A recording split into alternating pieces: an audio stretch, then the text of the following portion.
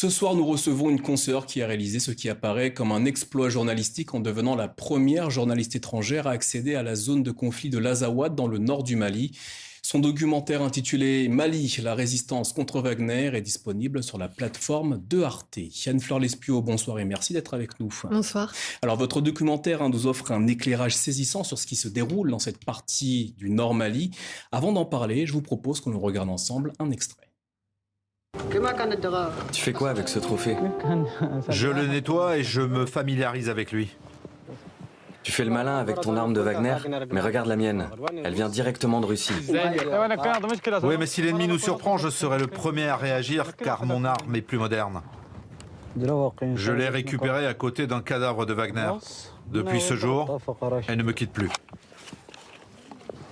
Des trophées encore insuffisants pour faire face à la force de frappe de leurs adversaires.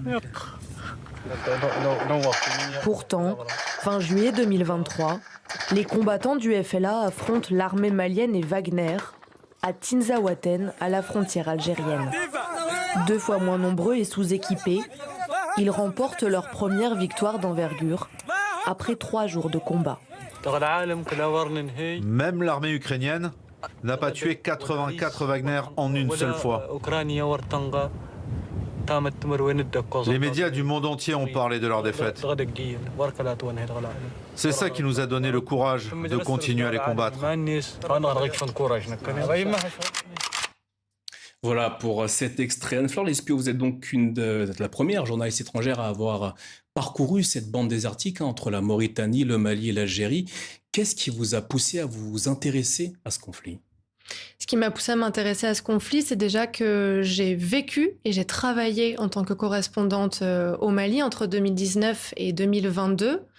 À partir de 2022, plus aucun journaliste étranger n'a été autorisé à travailler sur le sol malien. Et j'ai une pensée aussi pour mes confrères maliens, pour qui il est extrêmement difficile de raconter cette guerre qui est oubliée, et il est absolument impossible de se rendre sur le terrain dans le nord et le centre du Mali. Et puis ces zones-là sont devenues des zones noires de l'information, et j'avais envie aussi, parce que je connais des victimes de ce conflit, d'essayer de documenter et raconter ce qui s'y passe. Alors à travers ce documentaire, on suit l'unité du Front de libération de l'Azawad, une coalition formée en novembre 2024. Quels sont précisément les objectifs de ce Front de libération de l'Azawad ? Les objectifs du Front de libération de l'Azawad, je dirais qu'il y en a 2. L'indépendance du nord du Mali qu'ils appellent l'Azawad et qu'ils réclament en fait depuis plus de 50 ans pour l'ensemble des populations de l'Azawad, pas seulement des populations touareg, mais des populations nomades, mais aussi sédentaires qui vivent dans le nord du Mali. Et puis surtout pour eux, leur cause principale, cette lutte est devenue en fait une question de survie, puisque depuis septembre 2023, l'armée malienne, accompagnée par leur supplétif russe du groupe paramilitaire Wagner, mène une offensive dans le nord du Mali, et à partir de ce moment-là, commence à commettre des violences et des exactions contre les populations civiles. Alors les populations touareg civiles soutiennent-elles ce Front de libération de l'Azawad ?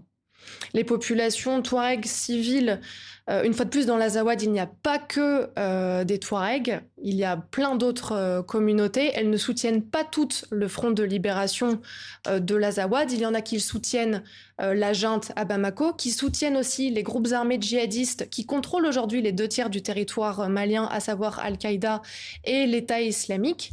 Et les populations civiles du nord du Mali aujourd'hui soutiennent davantage le Front de libération de l'Azawad, parce que ce sont les seuls qui sont aujourd'hui en capacité de les défendre contre l'armée malienne et leur supplétif russe. Alors justement, à ce propos, suivre une unité combattante du Front de libération de l'Azawad est un exercice rare.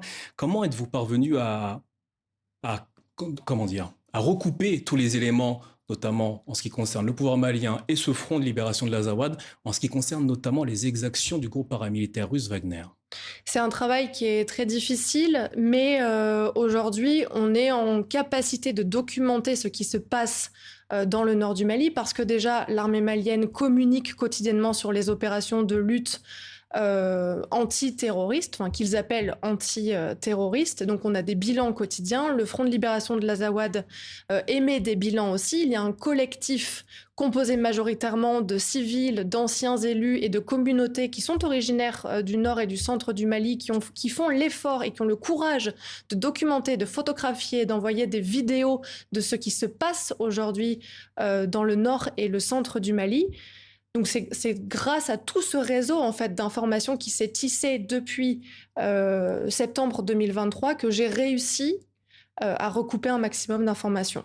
Alors le Front de libération de l'Azawad représente pour certains Maliens dans le Nord une forme de résistance touareg. Pouvez-vous nous dire en quoi ce Front de libération diffère-t-il des autres mouvements auparavant ?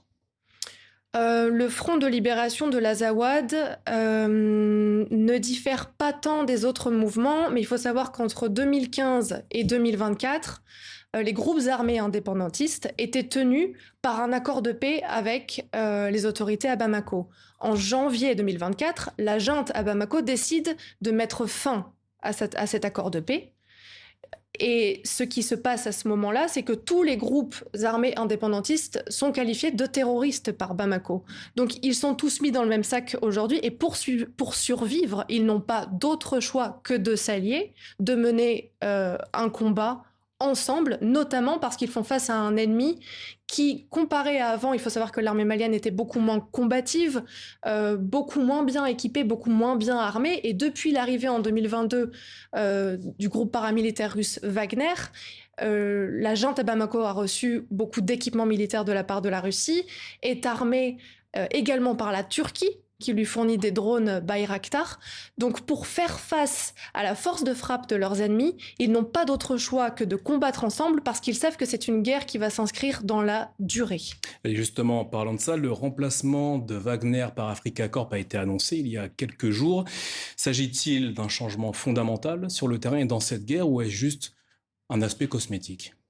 Pour le Front de libération de l'Azawad, ça ne change absolument rien. On sait que parmi les combattants qui vont aujourd'hui combattre sous la bannière d'Africa Corps, il y a des combattants qui faisaient partie du groupe paramilitaire russe Wagner. Après, en parlant notamment avec des militaires maliens, dont certains d'ailleurs ne sont pas du tout d'accord avec ce qui se passe sur le terrain et avec les violences et les exactions et les pratiques du nouvel allié russe, beaucoup espèrent que sous Africa Corps, moins de violences et moins d'exactions seront commises et que Moscou respectera à minima les conventions de Genève. Enfin, pour conclure, comment analysez-vous l'évolution de la stratégie russe au Sahel ? La stratégie russe au Sahel, c'est, en tout cas au Mali, c'est la stratégie de la terre brûlée. L'objectif, c'est de contraindre et pousser les populations à l'exil. Et il faut savoir que quand on est en Mauritanie et quand on passe de l'autre côté de la frontière et qu'on arrive au Mali, c'est l'insécurité totale, c'est la mort, c'est le silence, il n'y a plus aucun signe de vie, les villages ont été rasés, les populations ont massivement fui et cette stratégie est absolument contre-productive puisque on s'est bien rendu compte lors de ce reportage qu'elle ne fait qu'animer la soif de vengeance des populations qui sont victimes de ces violences. Anne-Fleur Lespo, merci d'être venue nous présenter votre documentaire Mali, : la résistance face à Wagner. Un documentaire à retrouver sur la plateforme de Arte Reportage. Merci à vous. Merci.